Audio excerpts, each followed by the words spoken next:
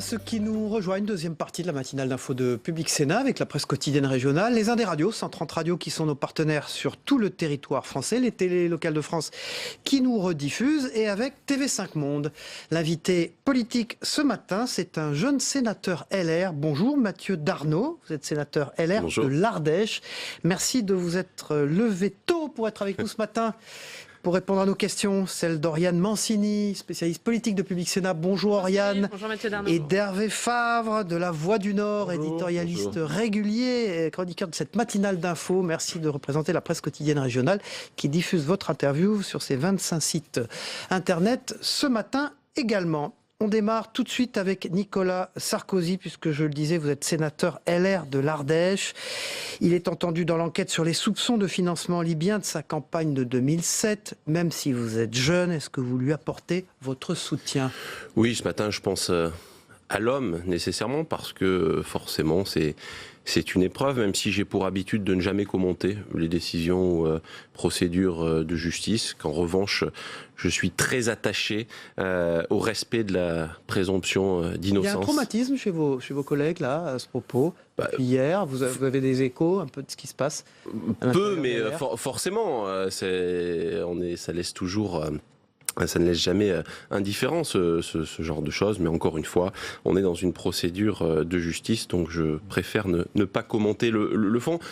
J'insiste sur la présomption d'innocence, vous savez, ça me fait penser à cette phrase d'André Gide, toutes choses sont déjà dites, mais comme personne n'écoute, il faut toujours recommencer, et moi je dis que la présomption d'innocence, il faut toujours la réaffirmer. Mais Hervé justement, Favre. dans cette affaire, hier, on a entendu du côté des Républicains de discours, certains qui criaient tout de suite à l'acharnement judiciaire contre Nicolas Sarkozy, d'autres qui, plus prudents, disaient bon, bah, laissons la justice travailler et faisons-lui confiance. Vous vous situez donc plutôt dans la deuxième catégorie, si j'ai bien compris. Oui, mais encore une fois, avec une pensée pour l'homme et un profond respect pour ce qu'il est, pour ce qu'il a pu faire Votre dans sa vie. collègue Gérard Longuet a dénoncé hier un abus de méthode. Vous êtes d'accord ? Chacun a sa vision sur la chose. Voilà, C'est pas me tiens à ce que injusticiable je comme viens un de autre, vous dire. Nicolas Sarkozy ? Si, mais voilà, encore une fois, je pense que comme tous les justifiables, justement, il mérite que l'on respecte cette présomption d'innocence. Un dernier mot, juste parce qu'il y a eu un communiqué hier des Républicains où il était écrit « Les adhérents et sympathisants LR ont une nouvelle fois le sentiment que tous les élus ou anciens élus ne subissent pas le même traitement selon qu'ils appartiennent à telle ou telle famille politique ». Qu'est-ce que ça veut dire, ce communiqué ? C'est le sentiment sûrement exprimé par des militants, des sympathisants de la On famille vous sent politique. gêné quand même sur cette Non, affaire ce matin. non, je suis pas du tout gêné. J'ai toujours eu cette façon d'aborder les sujets judiciaires, et encore une fois, je fais le distinguo entre le respect vis-à-vis de l'homme et puis la procédure judiciaire. Au contraire, je Humiliant trouve que pour un ancien chef d'État, cette procédure judiciaire. J'aime pas ces mots-là, Dit le mais voilà, revoquer. c'est difficile à vivre.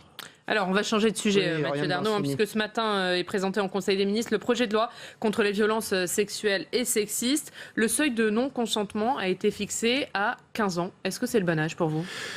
C'est un sujet qui fait débat. D'ailleurs, nous aurons ce matin en commission des lois au Sénat un texte proposé par notre collègue Marie Mercier qui préfère parler de présomption de contrainte. J'avais dit un groupe de travail de Voilà, sénateurs. j'y souscris parce que ça laisse une plus grande marge d'appréciation au juge pour le cas par cas, même si je pense qu'encore une fois c'est un sujet très important. Et s'agissant du projet de loi dont vous parlez, il y a des sujets qui, selon moi, vont dans le bon sens, notamment sur l'augmentation du délai de prescription des crimes sexuels, sur la création du délit d'outrage sexiste.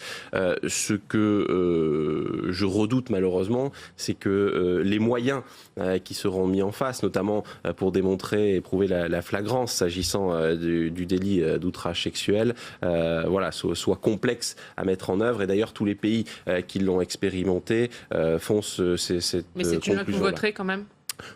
On verra, les proposer ce matin au Conseil des ministres, vous savez, et je pense qu'on va discuter de plusieurs sujets. Moi, je suis très pragmatique, entre l'intention affichée, on a beaucoup d'annonces cosmétiques en ce moment. Moi, j'aime bien voir le texte tel qu'il est présenté dans sa version finale. Et alors Hervé justement, Favre. autour de la table du Conseil des ministres, il y a deux ministres, Nicolas Hulot et Gérald Darmanin, pour ne pas les nommer, qui ont été mis en cause dans des affaires sexuels. Est-ce qu'ils peuvent rester au gouvernement pour vous? Est-ce que vous avez compris ce maintien? Écoutez, je crois que, encore une fois, tout a été dit sur le sujet. Présomption d'innocence. Encore une fois, laissons les choses avancer, la justice faire son travail sur ces sujets-là. La contestation sociale, Oui, Lauriane Mancini. contestation sociale qui se multiplie. Demain, les syndicats appellent à la grève pour protester notamment contre la réforme ferroviaire et la réforme de la fonction publique. Est-ce que vous demandez au gouvernement de tenir bon, Mathieu Darnaud ? Là aussi, je crois que c'est un sujet qui est éminemment complexe. Vous savez, sujet ferroviaire, je le connais bien. Je suis sénateur d'un territoire qui n'a en son sein pas un seul kilomètre d'autoroute et qui n'a pas un seul kilomètre de chemin de fer s'agissant du transport de voyageurs. Donc je sais l'importance de la mobilité, je sais l'attachement que nous portons à la SNCF. S'agissant du statut des cheminots, on a dit que clairement au niveau des Républicains et à titre personnel, nous n'étions pas opposés à une évolution. Là encore, j'attends de savoir ce qu'il y aura exactement dans le texte qui sera présenté. Moi, je pense qu'on traite un aspect, mais qu'on ne traite pas l'ensemble du sujet SNCF. On a aujourd'hui 46 milliards de dettes. On a beaucoup de questions qui se posent, notamment puisque j'évoquais la question de l'aménagement du territoire, sur le traitement et l'approche sur les lignes secondaires. Parce que ça, c'est quelque chose d'essentiel, surtout dans un temps où on parle de déconnexion entre les pôles métropolitains, la mobilité dans les villes et j'ai bien compris que vous n'étiez pas concerné par ces lignes déficitaires, mais qu'est-ce que vous avez compris des intentions du gouvernement? Puisque dans le rapport Spinetta, il était dit il faut remettre le sujet sur la table.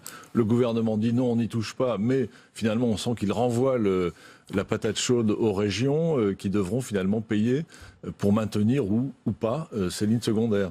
Vous voyez, ça c'est un sujet qui me gêne très clairement. Et preuve en est, et je vais insister sur le sujet, que nous sommes ici dans une institution, et c'est important pour la suite de nos débats, qui ne se dérobe pas, puisque nous aurons une proposition de loi sur l'avenir de la SNCF qui sera présentée par Hervé Maurey, et qui aborde aussi la question du statut, la question de l'ouverture à la concurrence, parce qu'il faut bien traiter des vraies questions.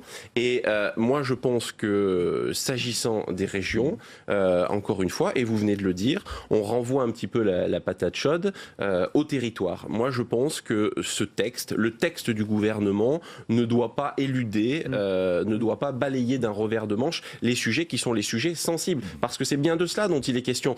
L'ouverture à la concurrence s'agissant des lignes à grande vitesse, pardon, mais on n'est pas au cœur du sujet. Le cœur du sujet, c'est à la fois comment on résorbe la dette de la SNCF et surtout comment on n'aggrave pas la qualité de service et de desserte sur les territoires, notamment au travers des lignes secondaires. La réforme envisagée par le gouvernement, elle s'attaque au vrai Comme problème. malheureusement beaucoup de réformes aujourd'hui annoncées par le gouvernement. On est dans beaucoup de choses qui sont cosmétiques, c'est-à-dire qu'on ouvre des chantiers, mais on ne va pas au fond du sujet. On élude parce qu'on sait que c'est un sujet qui est compliqué, notamment l'évolution statutaire. Nous, on dit il faut l'aborder de façon apaisée, dans le dialogue social, et j'insiste sur ce point-là, mais en prenant garde, parce qu'il y a une notion d'aménagement du territoire, à ce que ces lignes secondaires ne soient pas mises à mal. Je pense notamment à des régions comme la Normandie et d'autres, où elles sont vitales pour la desserte et l'avenir des territoires. Mathieu Darnaud, sénateur LR de l'Ardèche, vous disiez avec pas beaucoup de trains, et pas beaucoup d'autoroutes, et vous allez rouler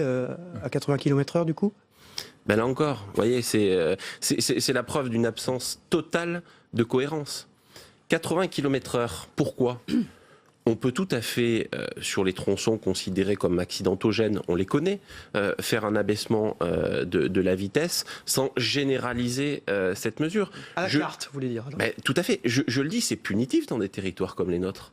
Et je vous invite à venir l'été voir comment les choses se passent avec le flux touristique. Je pense qu'à un moment donné, il faut s'attaquer au vrai sujet. Et la réalité, c'est que ça vient cacher aussi une autre problématique, c'est l'investissement sur le réseau routier. Vous savez, je viens d'un département où on a une route nationale en grande liaison d'aménagement du territoire. Ça fait 30 ans qu'on attend une déviation aux tailles 30 années. Moi, je dis, commençons par s'attaquer aux sujets qui permettront, j'allais dire, de rouler en sécurité, de traiter les coins qui sont plus accidentogènes, plutôt que d'avoir des mesures générales qui viennent, on le voit, contredire notre problématique. Je suis d'accord avec vous sur l'état du réseau qu'il faut absolument améliorer, mais en attendant que ces travaux soient effectués, c'est peut-être plus prudent, effectivement, sur des petites routes secondaires où il y a plus d'accidents et des collisions frontales. C'est peut-être pas idiot, finalement, de réduire la vitesse. Mais traitons les tronçons qui sont à ce moment-là accidentogènes. Et ça existe d'ailleurs. Continuons à avoir cette politique qui soit affinée et qui traite vraiment des sujets. J'ai d'ailleurs pas le sentiment qu'il y a quand même un engouement aujourd'hui de part et d'autre de l'échiquier politique sur cette question des 80 km/h. En revanche, il y a une reprise de la mortalité. C'est là-dessus que Édouard Philippe s'appuie pour dire qu'il faut faire quelque chose. Traitons les sujets et ne faisons pas d'une mesure qui doit être affinée selon les types de routes une mesure générale. Traitons les sujets. Regarde Mancini. Un mot sur la CSG, Mathieu Darnaud, puisqu'Édouard Philippe a annoncé hier que la hausse de la CSG serait corrigée pour 100 000 retraités, se situant juste au-dessus du revenu fiscal de référence. Est-ce que vous saluez ce geste ? Écoutez, là encore, sincèrement, la prudence est de mise. J'attends de voir. Le gouvernement nous avait clairement dit que nous étions dans l'erreur, que la CSG ne porterait pas ombrage, comme c'est le cas au pouvoir d'achat, notamment des seniors. On a vu ce qu'il en est aujourd'hui.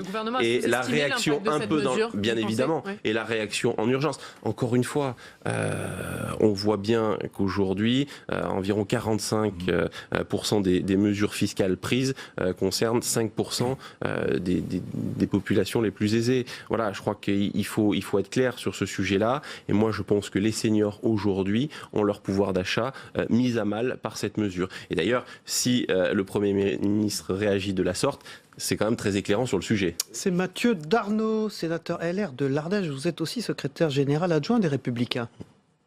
Tout à fait. Voilà, qui est notre invité politique en charge des élus. En charge des élus. Ça tombe bien, on est dans Territoire d'Info. Autre réforme, la révision constitutionnelle, qui prévoit entre autres une baisse d'un nombre de parlementaires important, une limitation du cumul des mandats dans le temps, l'introduction d'une dose de proportionnelle, on le sait. Alors, est-ce qu'un accord est encore possible dans cette affaire entre le Sénat et le gouvernement, selon vous ? Mathieu Darnaud. C'est difficile de parler a priori, ne connaissant encore une fois pas le texte aujourd'hui qui sera présenté par le gouvernement. Si vous me permettez un mot... Vous pourriez lâcher sur un de ces points, voilà, sur la limitation par exemple. Est-ce qu'il y a des lignes un peu moins rouges ? Ce sont des points sur lesquels forcément il peut y avoir discussion, mais je voudrais dire un mot quand même sur le contexte qui est celui dans lequel nous abordons cette révision, cette réforme constitutionnelle. Je trouve que le climat n'est pas apaisé et je trouve que le fait pour le gouvernement de commencer en disant que l'on peut potentiellement s'attaquer au droit d'amendement, c'est pas selon moi la meilleure façon d'aborder une révision constitutionnelle. 19 réforme constitutionnelle depuis le début de la Ve République.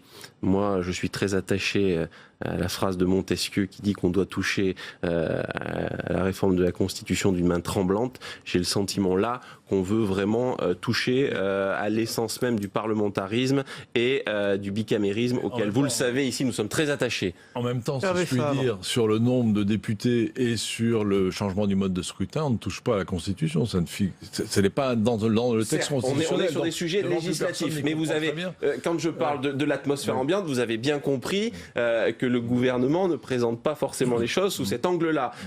Convaincu, et je le suis, qu'il y a des sujets constitutionnels et des sujets qui sont d'ordre législatif, dont il pourrait suffire d'une proposition de loi organique pour les traiter, mais on a le sentiment que c'est tout ou rien, qu'on accepte la réforme telle qu'elle est présentée, avec l'abaissement du nombre de parlementaires, avec l'instauration d'une dose de proportionnelle. Je dis sur ce sujet, attention, mais regardez ce qui se passe autour de nous, regardez l'exemple italien. On a une constitution qui nous a toujours offert une stabilité. Si on avait introduit de la proportionnelle, c'est pas Mathieu Darnaud qui le dit, c'est une étude de Terra Nova, en 2007, en 2012 et en 2017, nous n'aurions pas pu dégager de majorité. Je dis attention, la stabilité de nos institutions, c'est quelque chose de très sensible. Moi, je suis contre la proportionnelle. Après, il est évident que s'agissant d'une discussion, si on est à 10% ou si on est à 25%, ça change du tout au tout. Voilà. Donc je dis, attendons de voir ce qui va nous être présenté. Je redoute toujours l'inflation pour faire plaisir à certains. Et, Pour vous, la ligne rouge absolue, c'est laquelle? Le maintien d'au moins un sénateur par département? Ça, c'est quelque chose sur lequel vous ne... pas une ligne rouge. Pour moi, c'est plus qu'une ligne rouge. Pour moi, c'est consubstantiel de l'existence du Sénat. Et on le voit aujourd'hui. Je vous en ai fait la démonstration. Vous parliez du texte de Mme Schiappa. Ce matin sera discuté des propositions faites par le Sénat sur la SNCF. Le Sénat, il agit au quotidien. Le Sénat, il est pragmatique. Il parle du quotidien de nos concitoyens. Vous avez des garanties sur le fait qu'il y aura au moins... Je crois que nous n'avons aucune garantie aujourd'hui. On attend de savoir ce qu'il en sera. J'ai cru comprendre que le Premier ministre était plutôt sur cette ligne-là. J'attends de voir. Il y a un élément qui sera dans la Constitution, apparemment, c'est la Corse. Alors là, c'est quoi? C'est la ligne rouge absolue? C'est ce qui fera capoter tout le reste? Non, mais encore une fois, je crois qu'il faut... moi, vous savez, je pense qu'on ne doit pas être dans une posture manichéenne. En revanche, le président du Sénat l'a dit très clairement, s'agissant de la Corse et de l'inscription dans la Constitution. Donc on va attendre de voir ce que dit le gouvernement, mais ça fait partie des sujets auxquels nous serons très vigilants. C'est Mathieu Darnaud, le sénateur LR de l'Ardèche, qui est notre invité aujourd'hui, secrétaire général adjoint des Républicains. Justement, j'ai une question pour vous. Vous recevez Alain Juppé dans cette émission en direct lundi. Quelle est la place des sages, des consciences du mouvement gaulliste dans LR aujourd'hui? Vous êtes un jeune secrétaire général adjoint. Mais je crois que tout le monde a sa place. Et sincèrement, moi, je vis assez mal l'idée que aujourd'hui on voudrait faire en sorte que dans la famille politique qui est la nôtre, il y ait des personnes qui n'ont plus leur place ou qu'on ne c'est lui-même qui dit il y a une ligne rouge qui est l'Europe, la position qu'aura Laurent Wauquiez.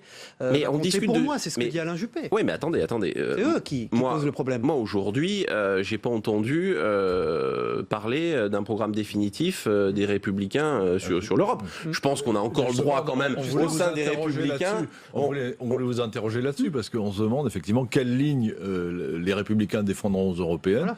Celle de Laurent Wauquiez, d'une Europe vraiment un peu protectrice, plus refermée qu'elle ne l'est aujourd'hui. Ça ne veut pas dire qu'on veut moins d'Europe. Ça veut dire qu'on veut mieux d'Europe. Moi, je crois qu'il faut aussi qu'on admette dans ce pays.